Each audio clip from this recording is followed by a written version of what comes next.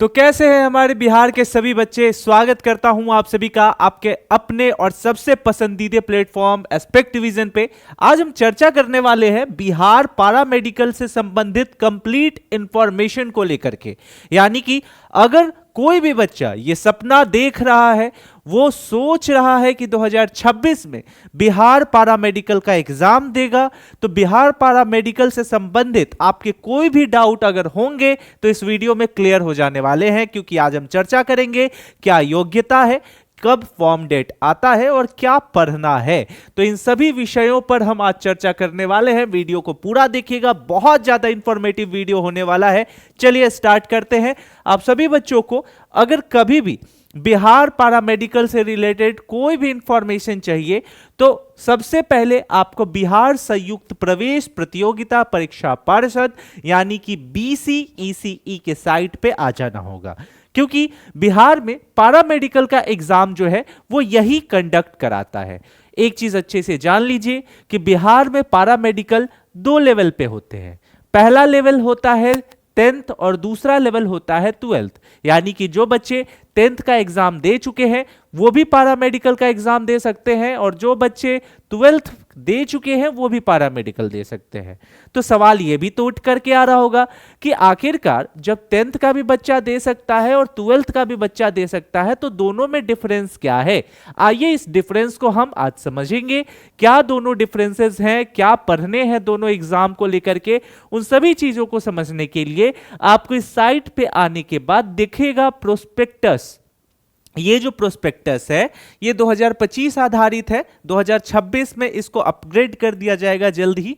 लेकिन फिलहाल के लिए अगर पारामेडिकल से संबंधित सूचना आपको चाहिए तो आपको आना होगा संख्या 15 पर।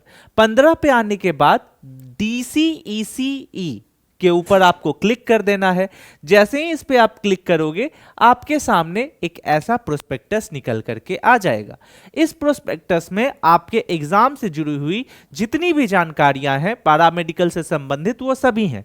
लेकिन सवाल ये भी आता है कि सर आप बोलोगे कि इसको खोल के पढ़ लो, तो यहां तो पेज नंबर टोटल 63 है, 63 पेज है, तो 63 पेज पढ़ेंगे क्या? नहीं, उसी के लिए तो एस्पेक्ट डिवीजन है। अब इसका निचोड़ आपको निकाल करके समझाते हैं। देखिए, सबसे पहले हम चलेंगे पेज नंबर 4 पे, जहां आपको पारामेडिकल से संबंधित सभी सूचनाएं जो हैं वो प्राप्त होंगी। पेज नंबर 4 पे जैसे ही हम आते हैं आपको यहां पे एक टर्म देखने को मिलेगा। अब यहां पे आपको कंफ्यूज नहीं होना है। ये टर्म क्या है?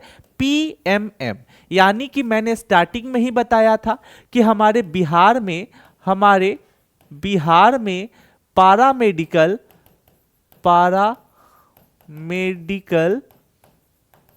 2 लेवल पे होता है। 10th लेवल पे होता है और 12th लेवल पे होता है। ठीक है, 10th पे जो होता है उसको PMM बोलते हैं, 12th पे जो होता है उसको PM बोलते हैं। PMM का मतलब होता है पारामेडिकल एट मैट्रिक लेवल और PM का मतलब होता है पारामेडिकल। समझ में आ गया? PMM का मतलब क्या होता है? Paramedical at matric level. यानी कि जो बच्चा 10वां दे चुका है वो PMM का एग्जाम देगा, और जो बच्चा 12th दे चुका है वो जो है PM का एग्जाम देगा। बस इतना सा अंतर है। और इसको और अच्छे से समझने के लिए आपको ये समझना होगा कि क्या इसकी अर्हताएं होती हैं, क्या इसकी एलिजिबिलिटी क्राइटेरिया है। उसको समझने के लिए जरा और अच्छे से हम इस पूरे जो यहाँ पे डॉक्यूमेंट दिए गए हैं इसको समझेंगे।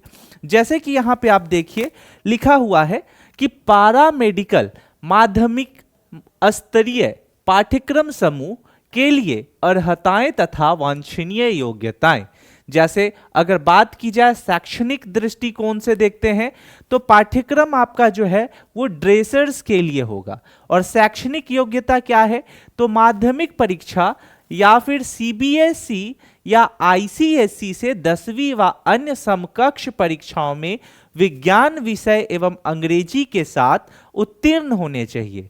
यानी कि पारामेडिकल में वही बच्चे शामिल हो सकते हैं 10वें लेवल के जिनका सब जो सिलेबस है वो विज्ञान रहा हो और गणित रहा हो। तो 10वां तक तो हर कोई साइंस पढ़ता है, हर कोई मैथ पढ़ता है, तो यहाँ पे एक तरीके से ये बस ऐसे ही फॉर्मेलिटी के लिए लिखा है। अब आगे समझिए, आवेदक वर्ष 25 है तो 26 समझिएगा कि माध्यमिक परीक्षा अथवा समकक्ष परीक्षाओं में सम्मिलित हुए हों वे इस प्रतियोगिता परीक्षा के लिए योग्य प्राप्त होंगे। यानी कि जो बच्चा हमारा 2026 में पारा मेडिकल में बैठना चाहेगा वो 2026 में तक, एटलीस्ट 2026 तक जो है वो इस एग्जाम को क्लियर कर लेगा। किस एग्जाम की बात कर रहे हैं? 10th तक को, क्योंकि यहां पे क्वालिफिकेशन आपका 10th का ही है। अब आगे समझिए, अगर बात की जाए आवासीय की तो यहां पे आवासीय लिखा है कांडिका 4.2 के समान। कांडिका दैट मीन्स के पॉइंट नंबर 4.2 के समान।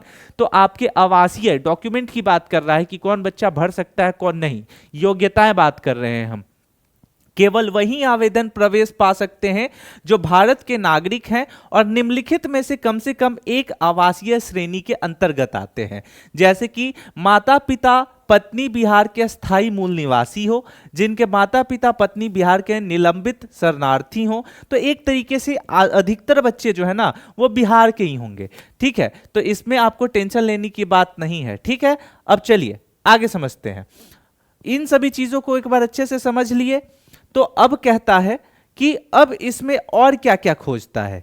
तो शारीरिक भी 4.3 के अकॉर्डिंग क्या है शारीरिक दक्षता, जरा देखा जाए तो 4.3 में यहां पे लिखा हुआ है प्रवेश के लिए चयनित आवेदकों की चिकित्सीय जांच कराई जाएंगी। चिकित्सीय जांच में योग्य पाए जाने पर ही आवेदक को प्रवेश दिया जाएगा। एक नॉर्मल सा फॉर्मेट है, इसको बस करना है। ठीक है, तो इसको भी इग्नोर कीजिए। उसके बाद अब इसमें आगे समझिए जो मेन चीज आपको देखना है। जैसे कि पारा मेडिकल पाठ्यक्रम समूह के लिए आवेदक की आयु दिनांक 31/12/2026 में दोगे तो 26 तक, यानी कि जो बच्चा हमारा 10वां का पारा मेडिकल देगा उसका आयु सीमा कम से कम 15 वर्ष होना चाहिए। कितना होना चाहिए? 15 वर्ष होना चाहिए। और अधिकतम जो है वो 30 ईयर होना चाहिए, यानी 30 साल होना चाहिए। इससे ज्यादा अगर होगे तो नहीं दे पाओगे और इससे कम होगे तो नहीं दे पाओगे। तो ये सभी चीजें समझ गए। अब देखिए क्या कहता है, सेम उसी तरीके से आपको यहां पे आ जाता है पारा मेडिकल और इंटरमीडिएट स्तर। पारा मेडिकल जिसको पीएम बोलते हैं, 10वां को पीएमएम बोलते हैं और अंतर लेवल को क्या बोलते हैं? पीएम बोलते हैं। अब यहाँ पे सिंपल कि आपको क्या क्या होगा, जैसे एक चीज तो सिंपल समझ में आ गया कि जो बच्चा 10वां में पारा मेडिकल देगा उसको सिर्फ ड्रेसर्स के लिए ही एलिजिबिलिटी रखता है, लेकिन जो इंटरमीडिएट रहेगा उसमें क्या क्या किस किस पोस्ट के लिए वो पढ़ सकता है।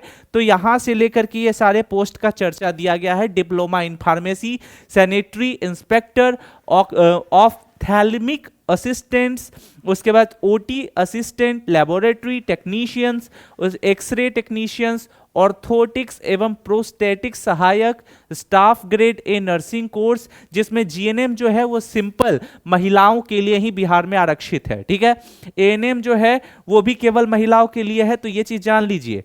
उसके बाद डेंटल मैकेनिक्स, डेंटल हाइजेनिस्ट, इन सभी चीजों का आप जो है 12th लेवल पे, इंटर लेवल पे ये सारे पोस्ट के लिए आप एलिजिबल होइएगा।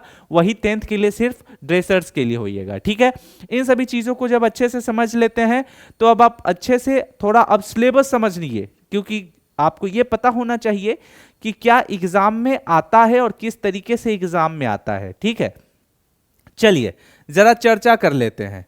यहां पे अगर आप देखिएगा तो ये आपके सिलेबस के बारे में चर्चा है। सबसे पहले देख लीजिए पीएम, यानी कि 12वां के बच्चों के लिए, भैया अच्छे से समझिए बच्चों, 12वां के बच्चों के लिए आपका एग्जाम 2 घंटा 15 मिनट का होगा। कुल अंक आपका 450 होगा, जिसमें आपको क्या क्या पढ़ना है। तो सामान्य विज्ञान से प्रश्न पूछे जाते हैं। सामान्य विज्ञान में भौतिकी, रसायन और जीव विज्ञान होता है। उसके बाद अंक गणितीय योग्यताएं, हिंदी, अंग्रेजी और सामान्य ज्ञान से प्रश्न भी पूछे जाते हैं। अगर आपको सिलेक्शन लेना है तो सामान्य ज्ञान को तो एटलीस्ट पढ़ना ही पढ़ना है, लेकिन उसके अलावा जो है आपको यहां आपके सामान्य ज्ञान को भी पढ़ना है और विज्ञान को भी पढ़ना है। विज्ञान में जैसे फिजिक्स, केमिस्ट्री, बायो हो गया, उसको एकदम इग्नोर नहीं कीजिएगा क्योंकि 25 नंबर है। और आपको जनरल नॉलेज भी पढ़ना है, चूंकि ये 20 नंबर का है तो इंपॉर्टेंट है। अगर यहां इग्नोर कर दिया तो खेला खत्म, क्योंकि बहुत बच्चे जो हैं वो इंग्लिश आपका किस लेवल का होगा। हालांकि हाईलाइट ज्यादा टफ नहीं पूछते हैं, लेकिन फिर भी आपको ये पढ़ना ही पढ़ना है, ठीक है। हिंदी में तो आप लोग गर्दा उड़ा दोगे, तो 15 नंबर तो उड़ा दोगे यहां से। चलो बहुत बढ़िया। तो कुल जो है 90 संख्या यहां पे दिखेगा, 90 प्रश्न दिखेंगे और 450 कुल अंक यहां पे दिखेगा। अब वही आ जाइए हमारे 10वां लेवल के बच्चे जो कि 10वां लेवल में पैरामेडिकल करना चाहते हैं। इसमें भैया आपको क्या पढ़ना है, तो भौतिक विज्ञान, रसायन विज्ञान, गणित, जीव विज्ञान, हिंदी, अंग्रेजी और सामान्य विज्ञान। इनमें से जैसा कि आप देख सकते हैं कि साइंस से कोई मजाक नहीं करेगा, क्योंकि साइंस की तैयारी कर रहे हो, साइंस के फील्ड में जा रहे हो और साइंस से नहीं पढ़ोगे तब तो खेला कर दोगे आप लोग, है ना। तो ये चीज याद रखिएगा। टोटल यहां पे 90 प्रश्न पूछे जाते हैं, जिसमें से 450 अंक दिए जाते हैं। ये दोनों के लिए कॉमन है। अगर 12th का बच्चा देख रहा है तो 12th के बच्चों के लिए भी 90 क्वेश्चंस पूछे जाते हैं। कितने पूछे जाते हैं, जिसके लिए 450 अंक आपको दिए जाएंगे। सेम उसी तरीके से 10th वालों के लिए भी सेम ही नियम कानून है, ठीक है। अब इन सभी चीजों को एक बार अच्छे से देख लिए आप, तो ये आपका टोटल एग्जाम है। अब सवाल ये भी निकल करके आएगा, सर आप बता दिए कि शादी ब्याह में ऐसे रहेगा, मतलब एक तरीका है, कहावत है हमारे बिहार में कि विज्जे दे दिए और निमंत्रण गायब कर दिए। तो सेम उसी तरीके से कि सर आपके अंदर ये सवाल निकल रहा होगा कि सर आप तो सब बता दिए, अब मेन तो बताइए कि एग्जाम कब होगा, है ना।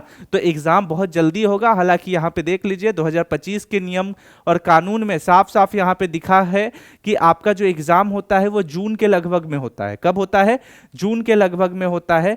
तो इस बार भी जो पेपर है आपका लगभग उसी समय अवधि के दौरान देखने को मिलेगा। तो समय कम है।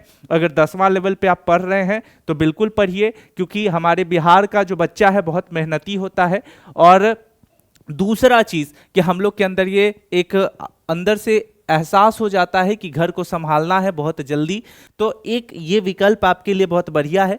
चलिए आप सभी बच्चों से रिक्वेस्ट करेंगे कि इस व्हाट्सएप ग्रुप से जुड़ जाइएगा। इसका लिंक डिस्क्रिप्शन के साथ साथ कमेंट सेक्शन में भी डाला गया है, तो इससे जुड़िए ताकि आपके एग्जाम से जुड़ी जितनी भी जानकारियां हैं वो सभी आपको प्राप्त हो। और बच्चों टेंशन लेने की जरूरत बिल्कुल भी नहीं है। अब बिल्कुल भी जो है एग्जाम के ऊपर फोकस कीजिए और जल्दी से अपने तैयारी को सुनिश्चित कीजिए, क्योंकि पैरा मेडिकल के थ्रू आप अपना करियर बना सकते हैं। एक ऐसे पॉइंट से अपना करियर स्टार्ट कर सकते हैं, क्योंकि कोई आपको ये नहीं बोल रहा कि ये एग्जाम दे दो उसके बाद सो जाओ, बिल्कुल नहीं। ये एग्जाम देने के बाद और बेहतर की तरफ बढ़ेंगे, ठीक है। तो कम से कम अगर घर में 20,000 30,000 रुपया आ रहा है, अगर ये करने के बाद आपका सिलेक्शन हो जाता है 2 सालों में, ठीक है, कोर्स ज्यादा लंबा होता नहीं है, घर का आप रिस्पॉन्सिबिलिटी उठा रहे हैं, तो क्या ही दिक्कत हो जाएगा, कोई दिक्कत तो नहीं है ना। चलिए मिलते हैं अगले वीडियो में। कमेंट सेक्शन में जरूर बताइएगा अगर कोई भी समस्या हो तो। तब तक के लिए स्टे सेफ, टेक केयर, जय हिंद।